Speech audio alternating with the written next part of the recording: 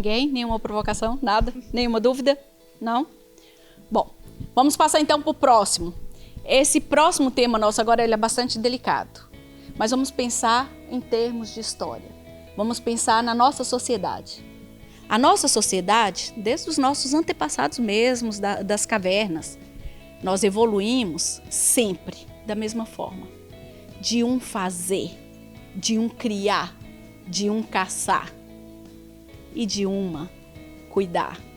De uma estar dentro das cavernas, de uma estar dentro da casa. Só que aconteceu nesse momento histórico algo muito estranho. Aconteceu que quem ia buscar, quem ia caçar e quem ia libertar alguma coisa para trazer para casa era sempre aquele que era o mais valorizado. E quem cuidava ficou sem valor. Quem menos recebe na nossa sociedade é toda a gente que cuida. São os professores, são as amas, são as mulheres que estão dentro de casa, são as cuidadoras de pessoas doentes, ok? E é sobre isso que nós vamos falar agora. Prestem atenção na pergunta, que é polêmica.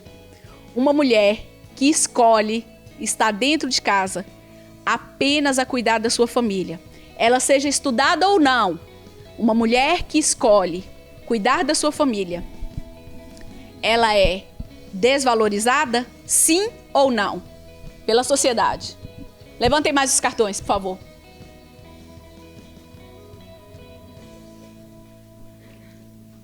Agora a pergunta aqui para a nossa bancada é: por que será? Quem quer ser a primeira? É um assunto tão delicado que a gente tem até medo de falar, não é? Doutora Laurentina, por favor. Eu acho que sim, eu acho que o sentimento que tem é que ela não faz nada, ela não faz nada. Por mim, eu digo-vos que os trabalhos domésticos são muito dolorosos. Eu dou imenso valor a quem os executa, porque é uma tarefa diária, exaustiva e repete, e no exato momento em que nós temos tudo fantástico, aparece alguém que já estragou tudo. E aquilo volta tudo do início, e eu repito. E depois, no fundo, ninguém diz, valeu a pena, ninguém aprecia. Portanto, eu tenho uma grande admiração, devo confessar, com uma mãe doméstica, alguém que acompanha os filhos o dia todo, e a família, e dá este apoio, e consegue manter um equilíbrio. Eu tenho muito, muito, muito apreço. Eu acho que tem um valor inestimável e, aliás, eu acho que muitas pessoas da minha geração, gerações seguintes, se calhar têm alguma estabilidade, porque beneficiaram dessa benesse que foi ter uma mãe ali, que permitiu, aliás, eu tenho uma teoria, desculpem, não sei se é oportuno, que nós sempre falámos de o chefe da casa, o chefe da família, o pai, portanto, e isso nos nossos locais de trabalho, mais do que não é do que a repercussão daquilo que existe na nossa casa. O chefe é o pai, mas desculpa-me, a líder, aquela que põe as coisas e que faz seguir a quem caminha, é a mãe. E eu acho que as lideranças de mães são imprescindíveis. E perdoem, mas se não fossem estas mães de base, normalmente quando se perde uma mãe, perde-se uma estrutura fundamental para o equilíbrio da sociedade. Alguém há muitos anos atrás dizia-me assim, eu retive nestes termos, não foi nesta forma, que foi: perde-se um homem, perde-se uma pessoa, perde-se uma mulher, perde-se um povo. E, portanto, é um bocadinho este lema, talvez demasiado oportunista para a minha forma de ser, mas para dizer que, de facto, as mulheres, as donas de casa, têm muito, muito valor. E as mulheres que têm que acumular as duas coisas. Então, nem vos digo ainda mais. Quem não, tem né? uma preço, exatamente. Não sei se alonguei no meu comentário. Sim. Nessa vertente, nós temos alguém que está aqui no nosso auditório que vai falar para a gente a situação. Quem é você, não é? Pode partilhar conosco a sua situação? A sua realidade? Eu sou mãe, estudante, vim para a terceira, sozinha, com o meu gato. De onde? De Leiria. Entrei na universidade grávida, no primeiro ano. Faço as coisas de casa. É difícil gerir, é. Quem está aqui, algumas pessoas conhecem a minha família, né? Nós os três.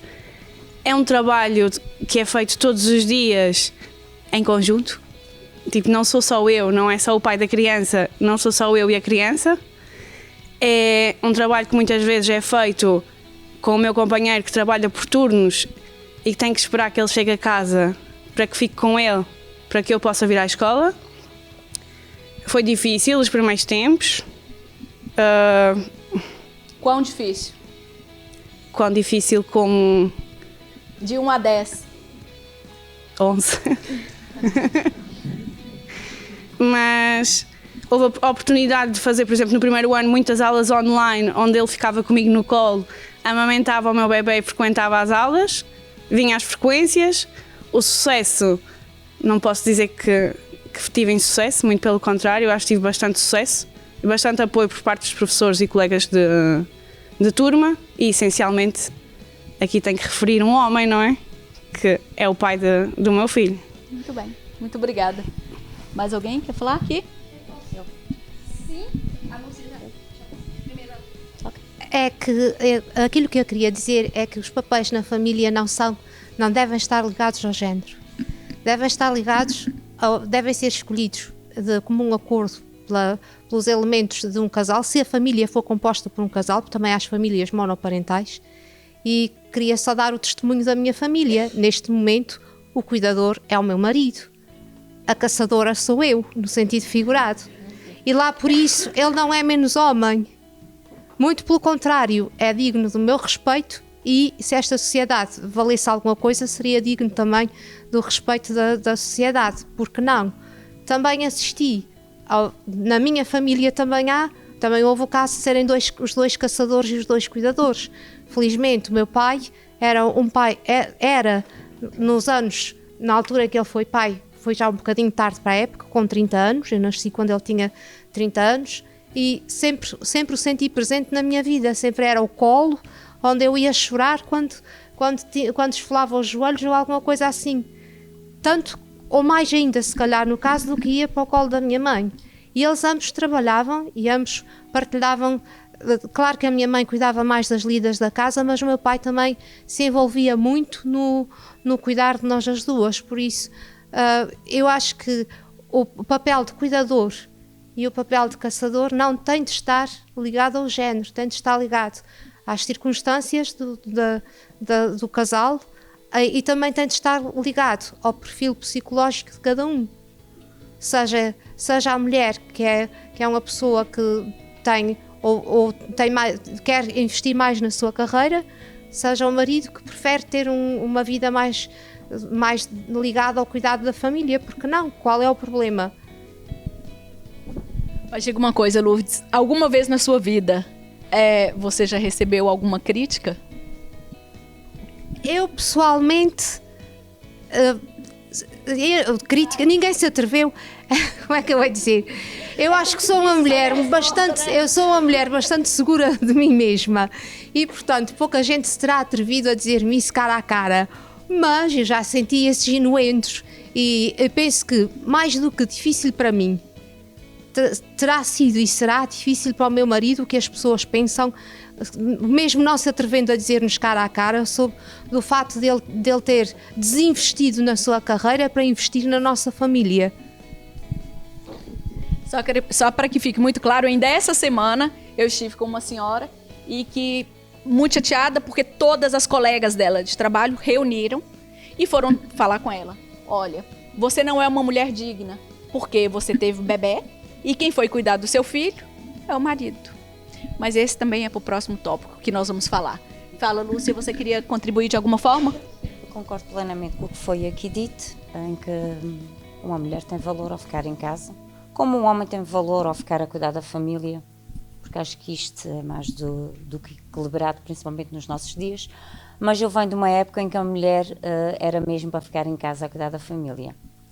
Mas tive uma mãe que teve a coragem de enfrentar o mundo e sair para trabalhar. E passou esses valores para mim e eu passei para a minha filha. Portanto, também tenho que dizer que a minha mãe foi pai e mãe durante toda a sua vida e eu fui um bocadinho depois também pai e mãe, porque acabei por divorciar. E portanto, houve sempre, na face da minha mãe, não foi um equilíbrio, o equilíbrio foi os filhos. Eu sou a mais velha de 3 irmãos e, portanto, dou muito valor ao que ela me transmitiu, porque ela conseguiu sair de casa para nos dar sustento, para trabalhar, para nos criar. E ocupou as duas Ocupou posições, não é? As duas posições sozinha. Lúcia, a sua mãe está aqui. Ah, sim. E fala para ela o que você gostaria que ela soubesse. Ela sabe que eu digo-lhe sempre que ela é uma grande lutadora e que passou para mim todos os valores que eu tenho e para os meus irmãos, de sermos sempre independentes, erguermos a cabeça, lutarmos para aquilo que queremos, porque ela disse-me assim, quando eu cheguei ao 12º ano, eu posso dar estudo a vocês até ao 12º, depois não posso dar universidade a vocês, porque ela era sozinha. E nós lutamos, ou fomos para a universidade ou lutamos pela vida. O meu caso foi lutar pela vida e cheguei onde cheguei e com muito orgulho. E acho que todos nós estamos muito orgulhosos da mãe que temos, porque foi um grande valor que ela nos passou a nós. Sua mãe, Lúcia, que eu conheço bem, abriu os caminhos para você? Abriu, sim, senhora, sem dúvida nenhuma. Para nós, os 3 filhos, e depois nós para os nossos filhos. Eu para a minha filha, a minha irmã para a sua filha, que ainda é pequenina, mas que já começa com a idade que tem a perceber. A minha filha hoje é uma mulher independente, trabalhadora, cabeça erguida, lutadora, é de quem eu tenho um imenso orgulho. Muito bem. Alguém tem uma pergunta? Alguém da plateia? Muito bem. Manu, por favor.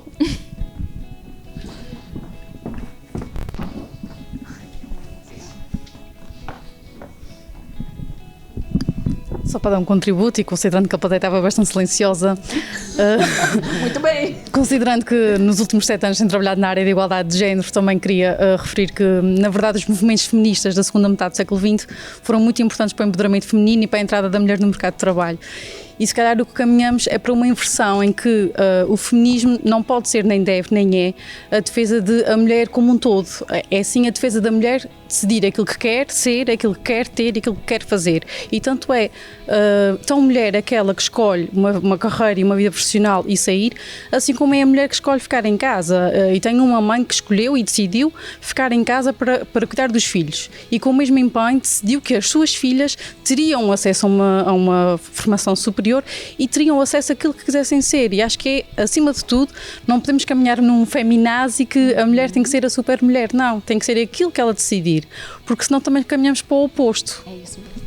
Excelente contribuição. E é precisamente o que a gente propõe, a igualdade de gênero, o poder da escolha, o poder de estar confortável consigo mesmo, ok? Mais alguma? Sim, por favor.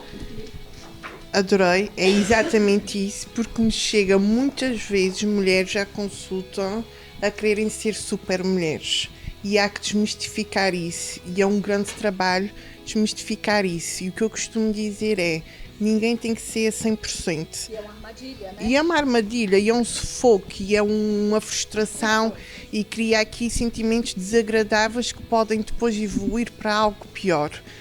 O que eu quero passar e costumo passar é, nós não temos que ser a 100%. No entanto, quando estamos com os nossos amigos, nós devemos dar 100% naqueles 5 minutos. Quando estamos com os nossos filhos, temos que dar 100%. Mas é aqueles 100% naquele tempinho. Não é 100% durante 24/7. Porque ninguém consegue, e ainda bem. Porque a gente não se pode esquecer, porque também temos que dar 100% a nós mesmas.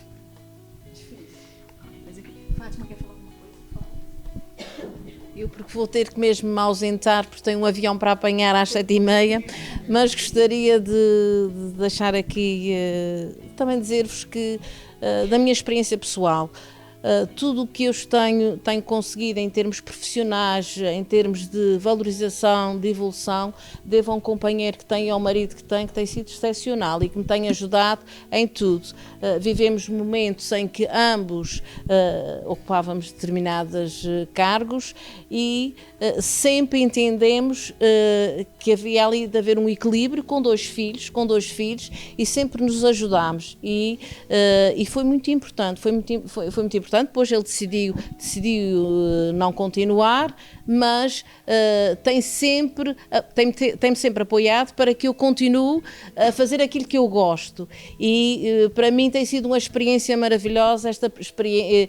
Sendo agrónoma, mas agora trabalhando noutra área, tem sido também uma área que me tem apaixonado porque consigo um contacto muito de perto com as pessoas e eu costumo dizer, é uma experiência que muitos deveriam passar.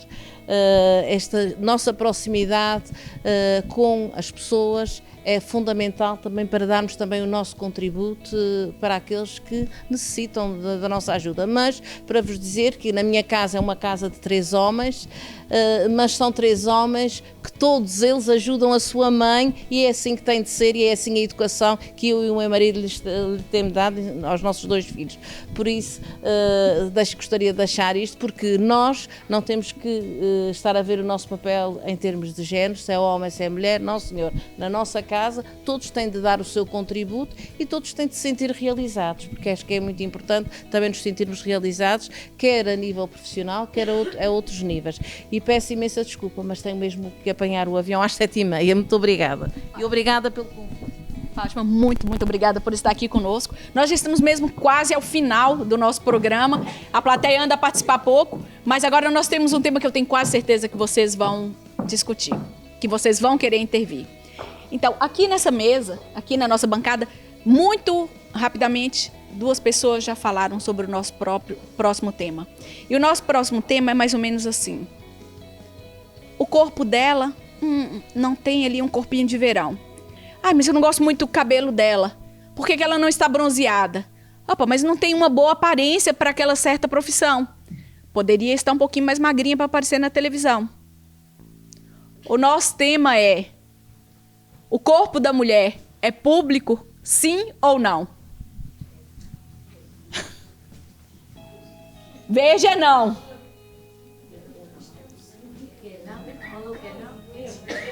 O corpo, vocês consideram que nessa situação que nós vivemos, o corpo da mulher é público ou não? Não, não é público. Vamos ver o que a nossa bancada tem a dizer. E quem vai ser a primeira?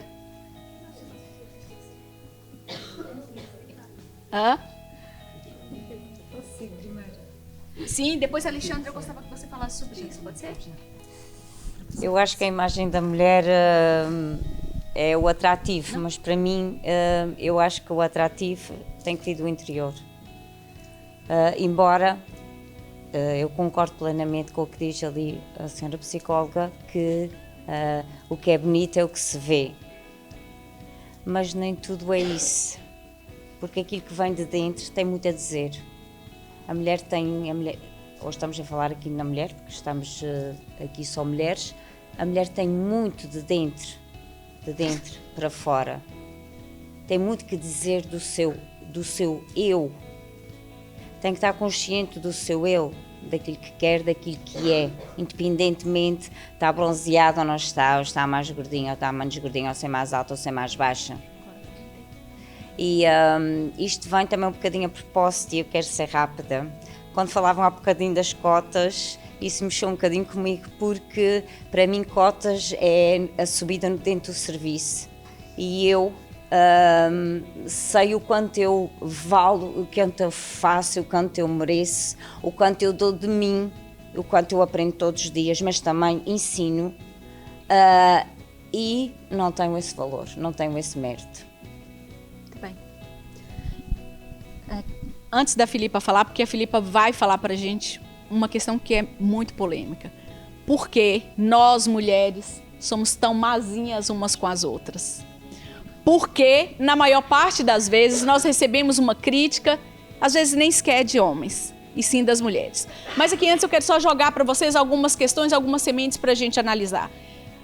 Por que nas profissões em que 95% é feita por mulheres, quando surge um homem, ele passa a ser um herói? Cabeleireiros, supervalorizados, homens. Basicamente as mulheres, 90% das mulheres são cabeleireiras e são normais, tranquilas, mas os homens vão para essa área e ganham muito mais dinheiro. Temos que analisar isso. Na cozinha, por que as mulheres são chefes de cozinha? Nossas mães são as mais fabulosas, e eu entrevistei basicamente todos os chefes de cozinha que são internacionais e passaram aqui pela ilha e não só. E eles falam, essa receita que eu ganhei um prêmio foi da minha mãe. E aquilo me arrepia, não é? Porque que nesse momento, nós, mulheres, ainda nesse nosso contexto pós-moderno, porque na verdade nem estamos mais na pós-modernidade, nós já vamos para a sociedade líquida, não é? Do Bauman. Nós estamos na sociedade líquida, nós já nos sentimos tão evoluídos e nós ainda somos capazes de diminuir aquelas que são parecidas com a gente. Ou pelo menos que deveria ser. Filipa. Muito obrigada, Cláudia. Bem, obviamente que isto é a pergunta mais difícil que está aqui a ser posta.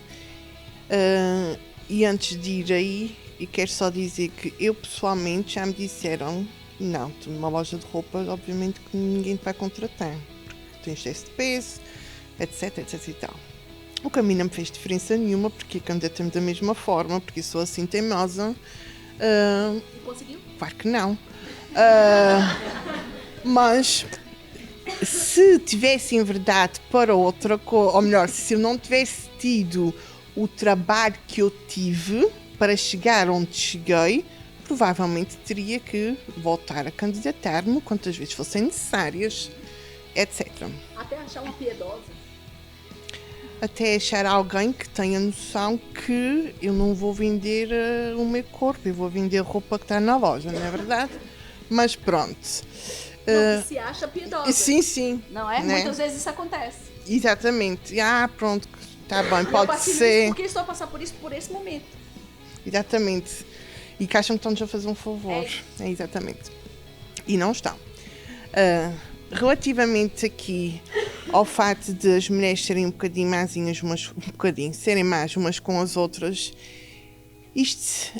o primeiro que tudo acho que é importante dizer que isto sempre existiu. Também é importante dizer que isto não acontece só com as mulheres. Da mesma forma que as mulheres são desagradáveis com as mulheres, os homens também são desagradáveis com as mulheres, os homens também são desagradáveis com os homens e assim sucessivamente.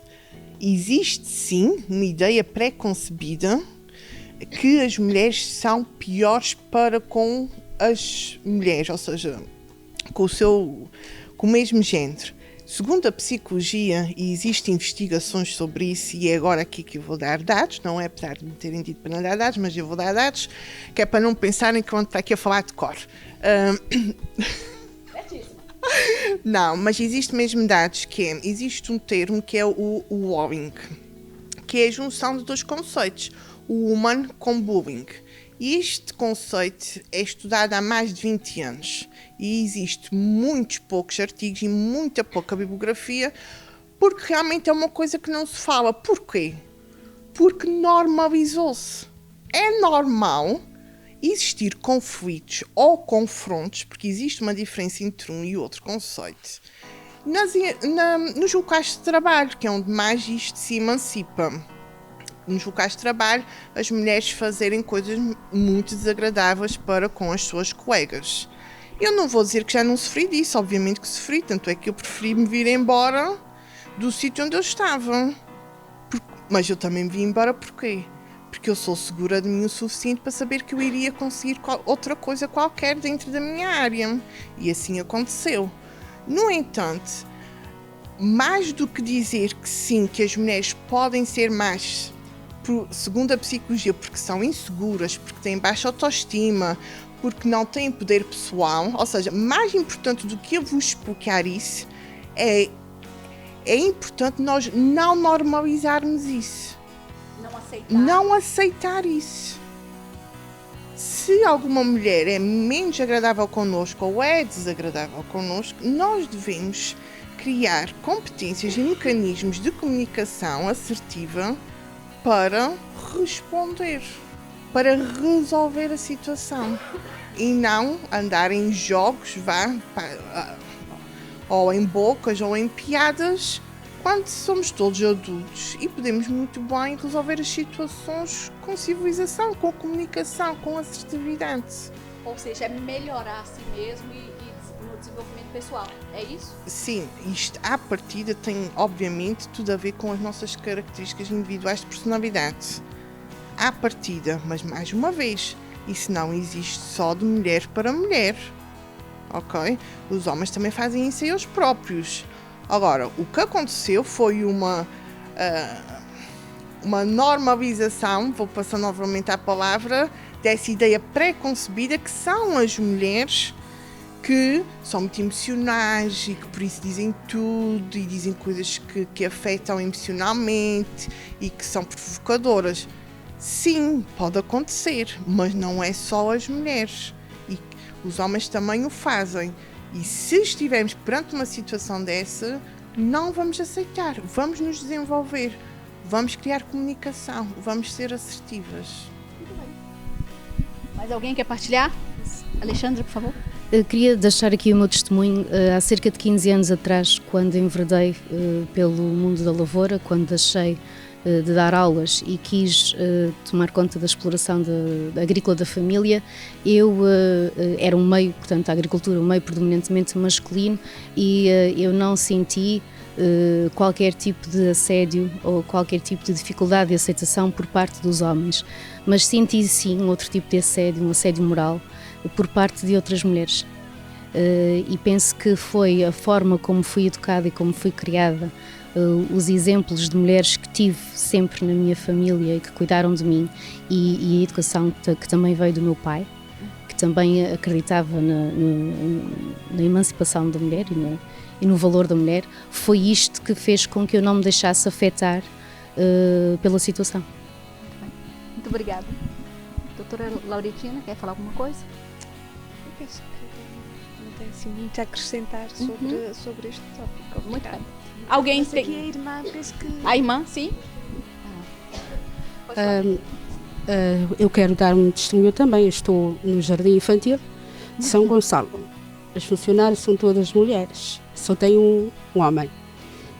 Mas lá por isso, eu pessoalmente não sinto problema estar à frente de um grupo de mulheres e tento estimular de forma que se sintam bem. Mas dá-se conta perfeitamente que há este tipo de atitudes. Exatamente, muitas vezes.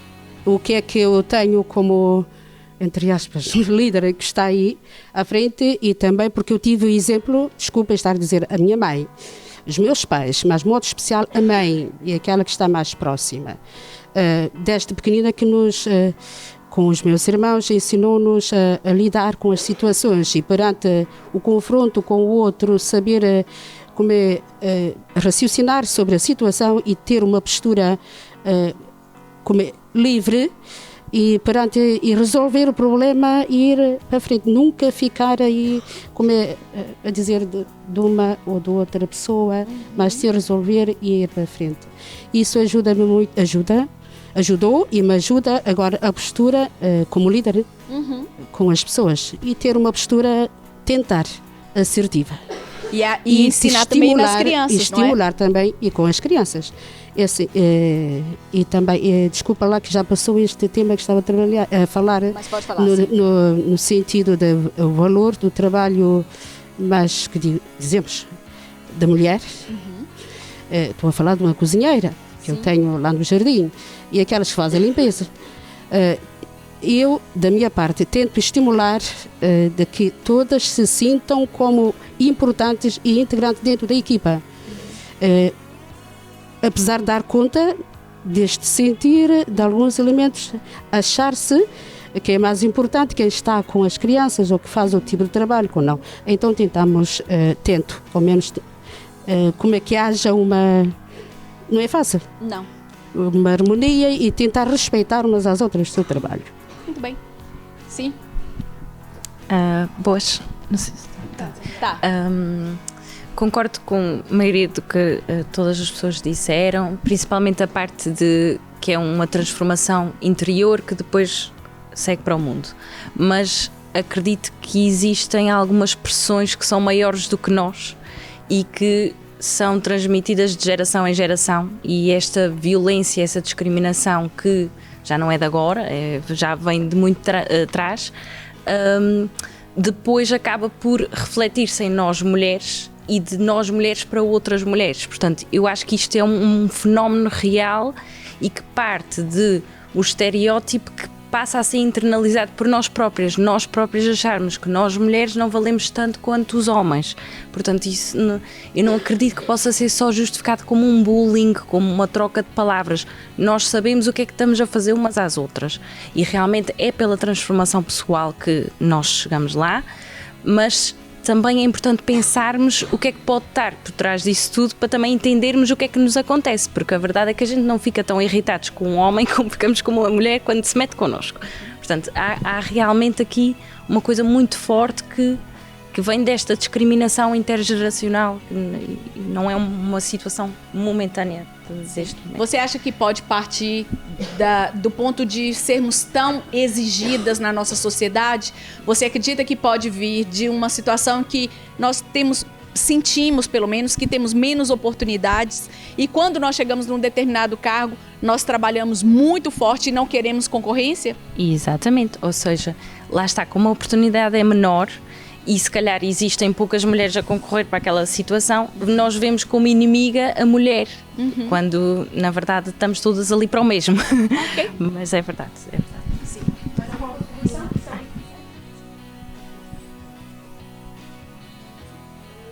O meu testemunho, Sónia Freitas, é mais à base de, lá está, daquela rivalidade que existe entre as mulheres, a exigência que existe para connosco. Eu, quando nasci, a minha mãe teve-me com 40 anos, portanto... sou de uma família em que somos cinco irmãos, eu sou a mais nova, vim estudar, sou natural da Ilha de São Jorge, vim para cá estudar com 16 anos. Isto, prontos, sempre foi-me exigido, e lá está, tem a ver muito com a criação da dona de casa, e eu sempre um bocadinho, se calhar, fui vista porquê? Porque vim estudar muito diferente dos meus irmãos, que não, prontos, nenhum estudou, fizeram praticamente a sua vida lá. Eu já vim de fora, já sou diferente. Mas continuam a exigir, prontos, lá está, vai estudar, mas vai chegar a uma altura que vai ter que casar. Depois o ter filhos, aliás, entretanto vem a casa, vem aquilo que é exigido normalmente. Eu efetivamente casei-me, mas não tenho filhos por opção, mas ouvi todo isto para a parte das mulheres, que já perdi a conta de quantas vezes ouvi, sempre dito por mulheres, nunca por nenhum homem, quando se está numa determinada discussão em que se fala de educação, que se fala dos filhos, em que se fala e em que supostamente a minha opinião não deve ser achada porque eu não sou mãe. Portanto, eu não sei o que é ter filhos. O que realmente acho que não tem lógica nenhuma. Porque até, apesar de ser uma opção minha e do meu marido, poderia não ser, até poderia não poder ter um problema de saúde, seja por lá for, e acho que não seria muito agradável se ouvir. Já não é agradável por opção minha que fará se fosse por ter algum problema. Mas isso para dizer que foi-me sempre dito, inclusive a pessoas de família, pessoas amigas, pessoas com quem eu tinha pouco conhecimento, mas já perdi a conta de quantas vezes eu ouvi isso. E dito por mulheres. Só para partilhar aqui. Por isso, aí com um testemunho, peço desculpa que já não me recordo quem é que disse que tinha sido acusada perante no trabalho porque o marido é que tinha escolhido ficar com eu aposto que isto deve ter sido mais da parte das mulheres do que dos homens, tenho quase a certeza. Porque é quase obrigatório que a mulher é que tem que ficar em casa, que eu acho que não faz sentido nenhum, mas prontos. Filipe, contribuição para a gente ir para o último tópico. Mãe, eu concordo. falta uma participação. Tem mais uma pessoa falar. Desculpa. Não. Vamos aproveitar que agora o auditório está mais animado. Muito obrigada.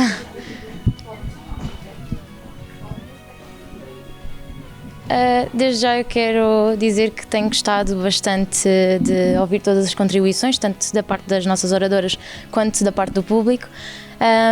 Eu gostava de contribuir mais na questão de ainda serem algumas profissões vistas como profissões para homens e profissões para mulheres, visto que eu ingressei, juntamente com muitas das minhas colegas aqui, na área da enfermagem, eu percebi-me, não é, de que ainda é visto como uma profissão dedicada às mulheres, que somos as cuidadoras, não é? E, portanto, tenho a dizer que há uma visão muito, de certa forma, sexista ainda, de que a enfermeira é magrinha e tem boas curvas e por aí adiante. Há muito essa visão ainda, especialmente por parte dos homens, não é? Vou para o hospital, vou ter uma enfermeira. Ainda há muito essa visão. Exatamente. E visto que eu fui criada pela minha mãe e pela minha avó, que são duas grandes guerreiras, eu vi o corpo da minha mãe a ser modificado ao longo dos anos por ter 3 filhas, e daí tenho a dizer que eu acho o corpo dela maravilhoso, porque para além de tudo aquilo que carrega, não é, de ter dado 3 filhas, são 3 milagres da natureza feitos, carrega estrias, cicatrizes, e sofreu dores inimagináveis que só nós mulheres que temos filhos, não é, conseguimos saber. E portanto tenho a dizer que é muito, o nosso corpo enquanto mulher é muito sobrevalorizado, e eu, de todas as mulheres que tenho aqui ao meu redor, acho-vos lindíssimas. Não me levem a mal, mas é o meu elogio sincero. E, portanto, gostaria de dizer diretamente à oradora que há pouco referenciou que não foi aceite numa loja devido ao seu estatuto, e, portanto, se eu fosse uma loja e você me tentasse comprar, a vender uma roupa, não é? Eu ia adorar, porque, primeiro, tem um estilo. E segundo, eu adorei a sua autoestima, visto que percebi que muitas de nós já sofreram com inseguranças do próprio corpo, não é? E pronto, era mais nesse aspecto de que, para além de falar naquilo do trabalho de todas as mulheres têm brigas entre si, a questão é que nós também carregamos um ciclo connosco. Os homens mantêm-se constantes, não é? As suas hormonas, e nós andamos ali meio que para os altos e baixos, não é? E portanto, às vezes, essas questões que acabam por causar confusões no trabalho, não é? Por vezes são devido a nós estarmos um pouco instáveis em termos hormonais. Muito obrigada. Agora, estamos mesmo na última provocação. Preparem os cartões, porque esse tema agora tem que ser debatido por toda a gente. Esse tema agora precisa mesmo ser, no mínimo, repensado. Bancada e auditório. Então, a pergunta é: depois que eu me torno mãe, eu vou me tornar uma santa? As mulheres, depois que se tornam mães, elas têm que se tornar uma santa, ou elas tornam-se umas santas? Pronto. Agora podem baixar todos o cartãozinho. Vou fazer a mesma pergunta de outra forma. E é de propósito. Todas as pessoas esperam que as nossas mães sejam santas?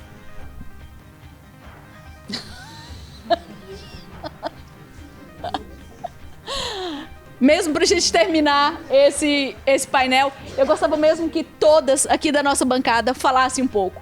Quem é mãe, quem não é, a sua perspectiva. É muito importante a gente perceber que quando a gente vê um homem que abandonou um filho, a família vai embora, ou que é uma pessoa que simplesmente não assumiu o filho estando dentro de casa, ele vai ser sempre normal. Ele foi uma pessoa que deixou. Agora, se uma mulher, ainda essa semana nós passamos por essa situação, que é uma amiga comum que entregou a filha para o pai cuidar. E coitada dela, tem passado por situações muito complicadas. Então, por favor, a contribuição de todas nós, só para a gente terminar, porque esse é verdadeiramente o último tópico que nós temos de provocação nesse Dia Internacional da Mulher. Bem, eu quando cresci, passei de menina a mulher na altura do 25 de Abril. Foi a minha entrada na adolescência, na idade das provocações, foi na altura em que toda a sociedade portuguesa era também provocada de uma forma brutal a mudar a sua estrutura. E naquela altura as mulheres já podiam trabalhar, só que só lhes davam 2 opções: as profissões do bon cœur, ou seja, do coraçãozinho bom, lá está, a mulher como santa, a nossa Santa Mãe, ou então as profissões do bon corps, que seria a hospedeira, etc., a secretária, que também muitas vezes era um enfeite. E nessa altura, eu cresci numa família de mulheres fortes.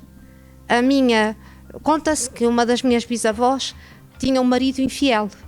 E conta-se, eu sou também jorgense, como a Sónia, e conta-se que ela resolveu isso de uma maneira muito típica de mulher forte, mas de mulher numa época em que as mulheres não podiam ser fortes. Parece que ela juntou uma série de pedras por cima de uma falésia, onde lá embaixo se costumavam encontrar os pombinhos, e quando eles estavam a entrar em vias de fato, parece que a minha bisavó derramou sobre eles uma autêntica chuva de pedras. E depois, nas calmas, serena, voltou a casa a tempo, enquanto eles se organizavam, e sentou-se a bordar. E quando o marido chegou a casa, nu, porque tinha abandonado a roupa, encontrou-a sentada a bordar nas calmas, e essa mulher teve a serenidade de se sobrepor a isso. Portanto, a minha mãe também era, quem a conhece, e algumas pessoas daqui onde conheci sabe que é uma força da natureza. Portanto, eu fui educada num conjunto de mulheres muito fortes, mas não eram santas, nenhuma delas era santa.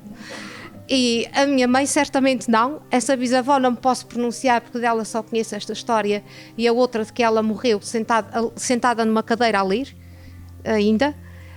Mas a minha mãe não era nem nunca foi uma pessoa santa, e eu não esperava disso dela. E como não esperava isso dela também, não foi essa a expectativa que eu pus para mim quando comecei a ser mãe. Até porque quando comecei a ser mãe, eu descobri que estava muito pouco equipada para lidar com um bebê.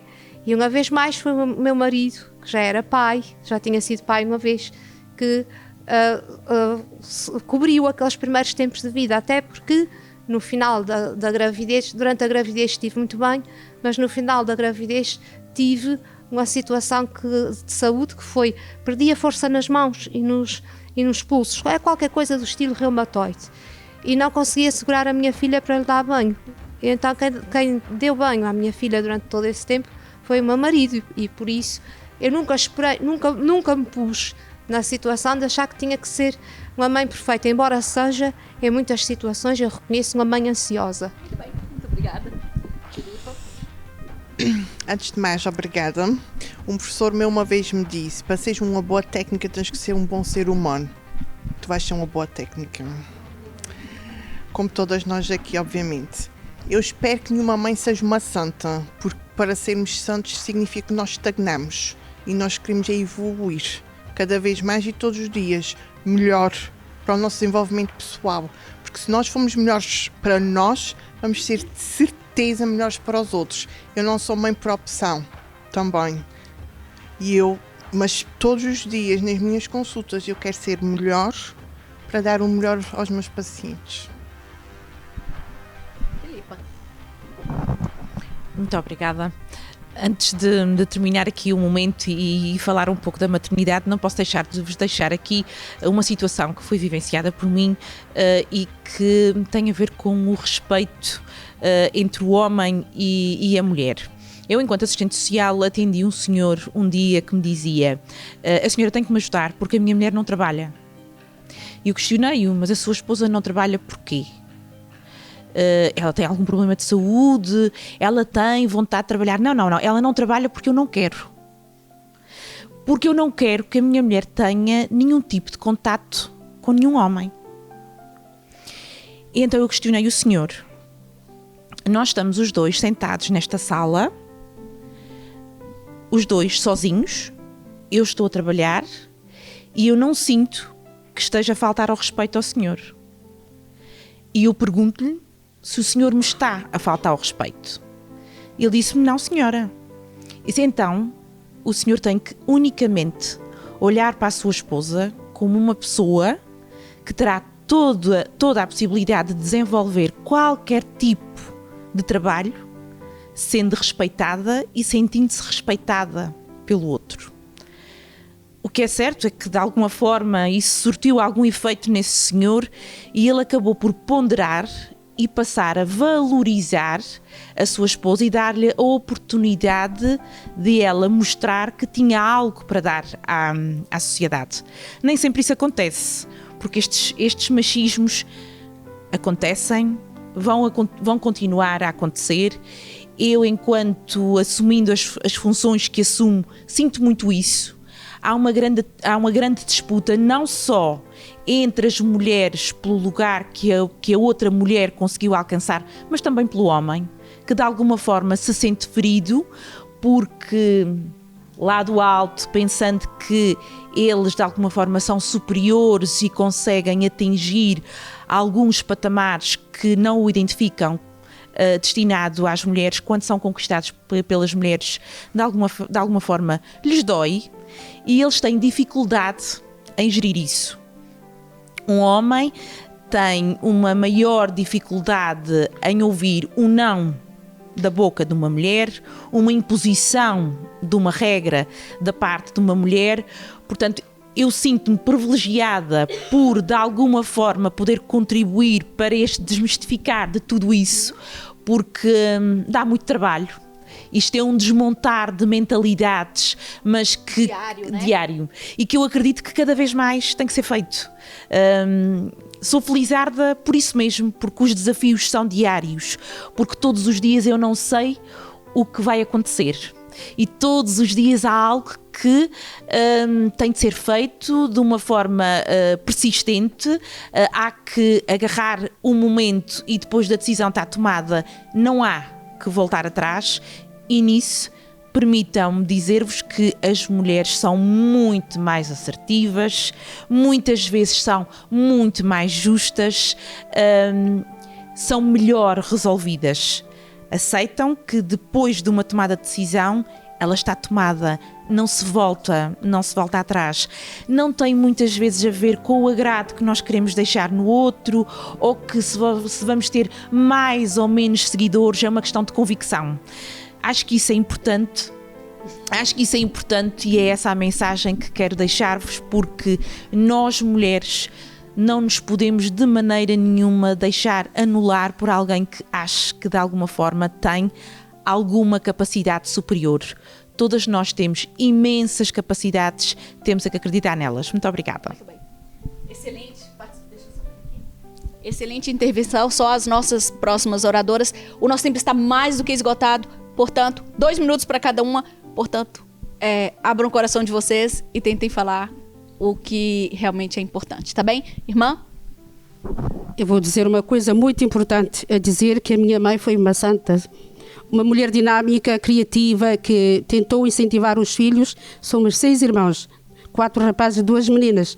Ela ensinou os meus irmãos, que agora têm as mulheres que trabalham também, partilham os serviços de casa, como não estão a fazer distinção. A minha mãe foi muito à frente, muito emancipada, por dizer, e tentou transmitir isso aos filhos. E eles respeitam as mulheres e trabalham reciprocamente. E eu agora, como irmã missionária reparadora do Sagrado Coração de Jesus, sou educadora, estou com as crianças e tento,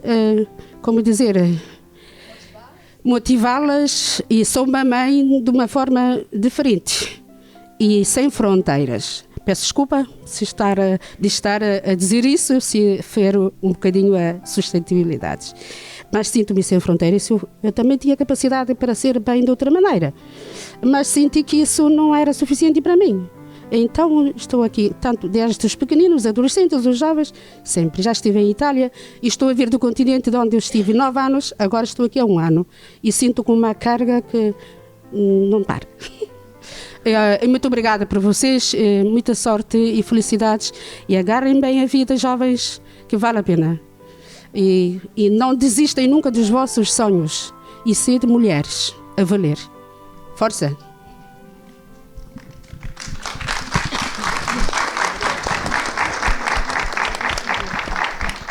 Então, o que eu tenho a dizer é que a minha ideia é: não há santos nem santas, todos nós temos virtudes e temos defeitos. Temos pessoas grandes lutadoras, eu vou falar aqui no sexo feminino, grandes lutadoras que todos os dias erguem a cabeça para dar o ser melhor para consigo e para com o outro. muitas acabam por se esquecer de si só para dar ao outro. Não estou só a falar dos filhos, estou a falar de outras pessoas, mas é importante primeiro darmos a nós, como já foi dito aqui, e depois darmos aos outros. É importante darmos bem connosco para podermos dar o melhor aos outros. Eu não sou santa, nunca fui nem nunca vou ser, mas tenho a consciência que tentei ser melhor mãe, melhor irmã, melhor filha, melhor amiga, melhor profissional, mesmo com todos os defeitos adjuntos. Se fosse para falar da área do meu serviço, seria muito complicado e muito extensível para falar, mas eu desejo o melhor para mim e para todas as que estão aqui e as que não puderam estar, porque nós no fundo somos grandes, com um G grande, com um M grande de mulheres.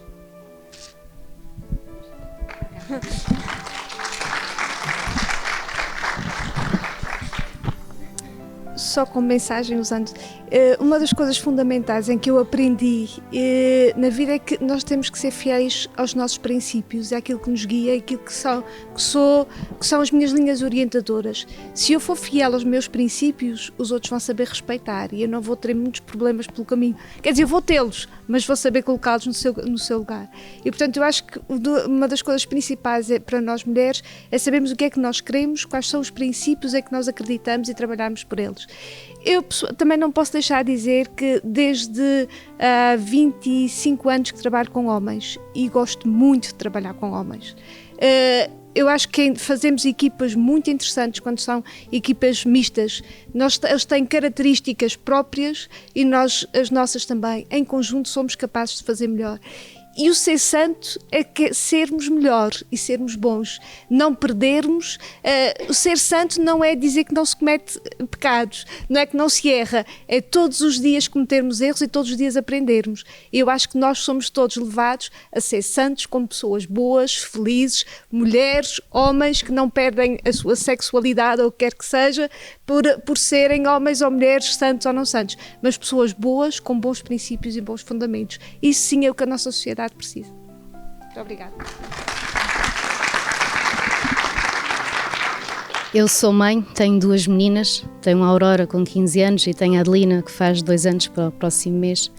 Eu não sou uma mãe santa, também estou longe de ser uma mãe perfeita independentemente daquilo que a sociedade espera e alguns tópicos foram aqui referidos em relação às profissões que são esperadas de serem profissões para mulheres e da questão das cuidadoras, eu deixo aqui o meu testemunho de que eu gostava de poder ser durante algum tempo cuidadora a 100%, mas acho que não foi aqui dito, nem sempre isso nos é possível. Não é só uma questão da sociedade esperar que a mulher faça isso.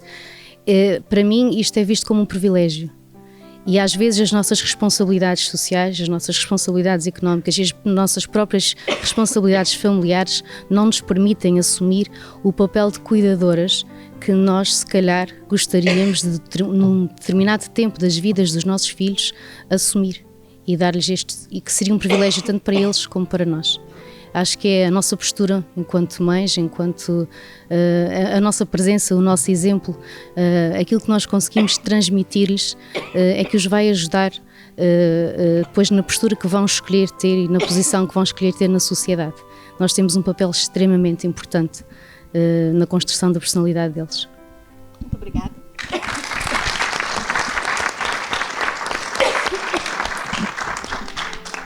É assim que nós terminamos o Planeta Mulher de hoje. Só lembrar que uma grande floresta começa sempre com uma semente. E espero que hoje essa semente, essas palavras, esses depoimentos, essas mulheres que tiraram o tempo delas para vir aqui, falar para todos nós sobre a história delas, o contributo delas como profissionais, caia em todos nós, em toda a gente que está nos assistindo, seja lá onde for no planeta, que essas palavras caiam como sementes. Sementes para a transformação do nosso mundo. Nem como santas, nem como diabas, nem como mulheres maravilhosas de corpos perfeitos dentro do padrão, muito menos mulheres que desistam da vida, mas simplesmente mulheres, simplesmente seres humanos que têm direitos iguais na sociedade e que algum dia alguém, netos, bisnetos, se calhar, possam assistir esse programa e rir. E falar, olha o que elas buscavam nessa época. Assim como nós hoje temos a capacidade de rir das mulheres que iam para as praias fazer manifestações para vestir fato de banho. Elas fizeram isso por nós, mas nós hoje estamos aqui a pedir salários iguais, estamos a pedir para que o nosso corpo não seja ridicularizado, nós estamos aqui a pedir que toda profissão seja capaz de nos abrigar e que a gente não seja assediado e que simplesmente a gente possa ter uma vida normal. Muito obrigada, até o próximo programa. Fiquem com Deus, fiquem sempre muito felizes. Não se esqueçam o que eu sempre digo, sejam bons uns com os outros, mas sobretudo com vocês mesmos. E não se esqueçam que cada mulher é um planeta.